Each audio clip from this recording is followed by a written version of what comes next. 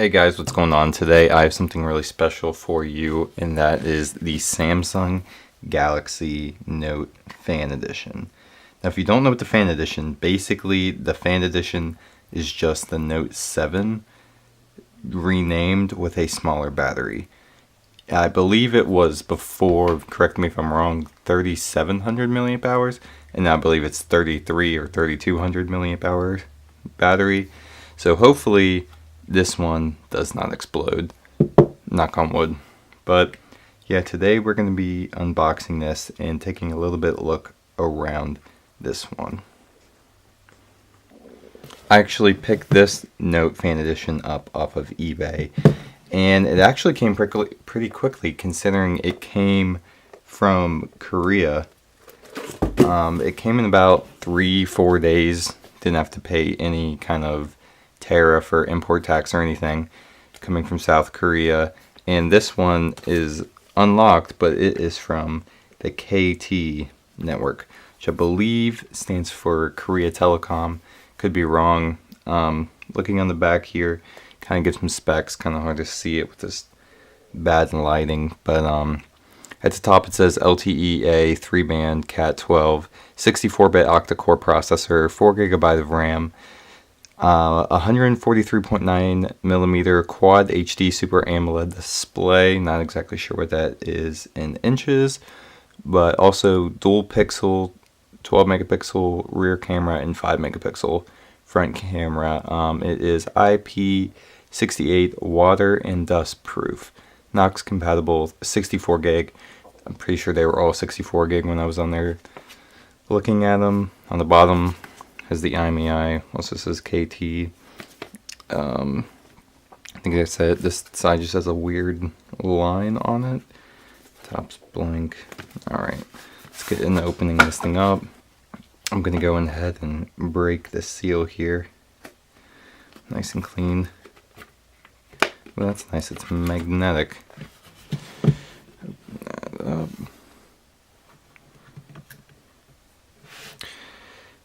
And this feels very nice in the hand. This one is their kind of, I believe it's the black onyx color. It's the same as my Note 5, even though this one looks a tad darker. And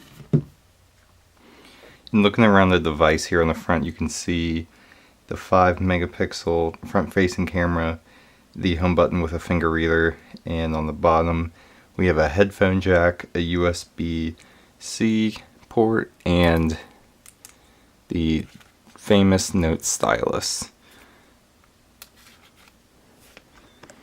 And on the back here we have the 12 megapixel rear facing camera, and just at the bottom it says Galaxy Note Edition. It doesn't have any carrier branding like KT on it. I'm actually going to leave the plastic on because I will be reselling it after I'm done messing with it, so just going to leave all that on. I'm actually going to pop open this SIM card slot on the top here and see if it has a spot for a micro SD card. And also I'm going to pop in my Verizon wireless SIM card and see if it'll work, although I'm guessing most likely it's not going to work. And yet it does have a spot for a micro SD card, which is really nice because my Note 5 over here does not have expandable storage, which a lot of people did not like with this device. Alright, I went ahead and got my Verizon wireless SIM card here. I put it in and started it up. Hopefully the phone is charged. We can see if it'll work. I know I've heard people say that they've been able to get this to work on AT&T, so we'll see if we can get it to work on Verizon. See if it's charged. Oh, there we go.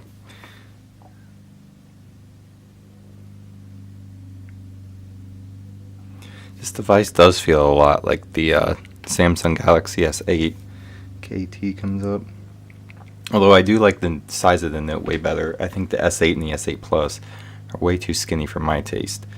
Up in the top here it says limited service, and now it does say Verizon Wireless. So let's see if it actually we can get it to come up and work. Connecting to a mobile network may incur additional charges. If you're not using a flat rate plan, turn on. It is odd that it just went straight into the home screen here and didn't go to any type of setup because I have not turned it on before this. Let's see, and it looks like it is already in English. Let's see if we can go through some of the stuff here.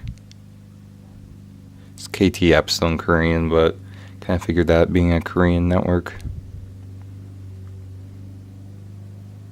Let's see if we can go into settings on here. Service provider. Gig LTE. Unable to turn off Gig LTE.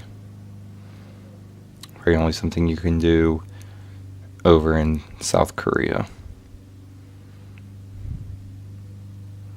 Looks like I lost my Verizon Wireless. Let's go to mobile networks. It doesn't look like there's an APN that it found. May have to add it and see if that will work. So I went ahead and updated the device and added the Verizon APN. As you can see up there, the LTE symbol is now there, and it looks like it does connect to the internet just fine. I'll open Chrome back up and I'll try to go to a different website. Just go type in Samsung Note 8. We'll just do the Note 8, and it looks like it is searching just fine now, which I'm rather surprised about. I didn't think it would actually work on the Verizon wireless network, but apparently it does, and it's pretty sweet. I'll go ahead and show you guys what also comes in the box here. Under here we have probably the manuals with your little SIM tool, pretty typical Samsung. It's pretty thick actually, it's a lot thicker than a lot of other Samsung manuals I've seen. Here we have headphones, we have a little wall adapter. It is a European plug, not American. Don't know what this is here. It's rather interesting. Not entirely sure what this is. And USB-C cable and your whatever this is that comes with all the Samsung products. Not really gonna be messing with any more of this stuff since I will be selling this device. Want to keep it all nice and brand new.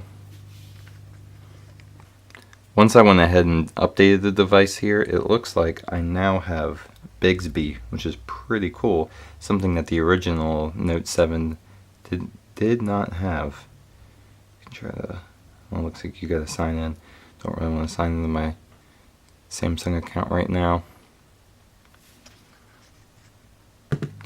I also just went ahead and see if I could make a test phone call from this device to my iPhone using the Verizon wireless SIM card, and it did not work. It doesn't actually really do anything. It just kind of pretends like it's going to dial and then does not.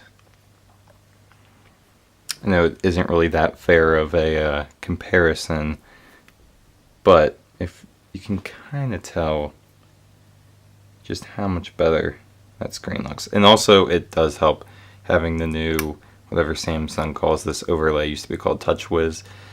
This is still the older one. Just looks a whole lot better. Whoops, don't know what this is trying to do.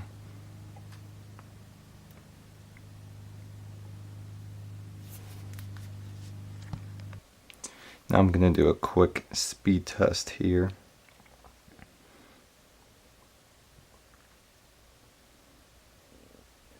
This is probably not the optimal APN settings.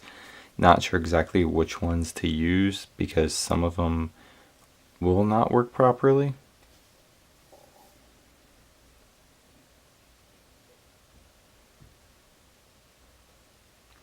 This ping's being a lot slower than normal. 208, that's terrible.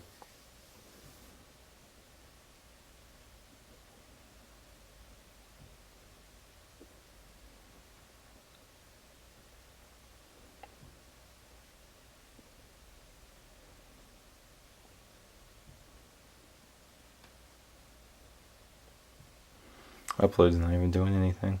Oh, there we go. Something.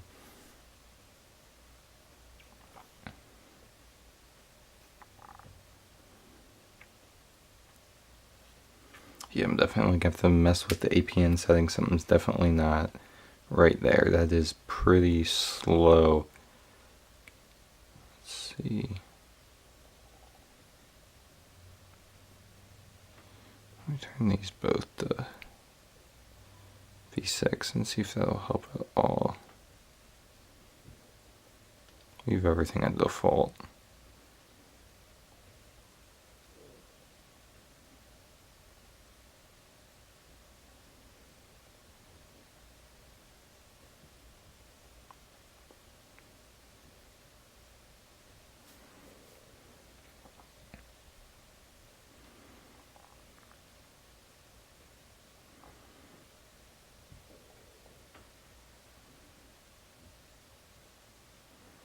Yeah, that definitely seemed to help there.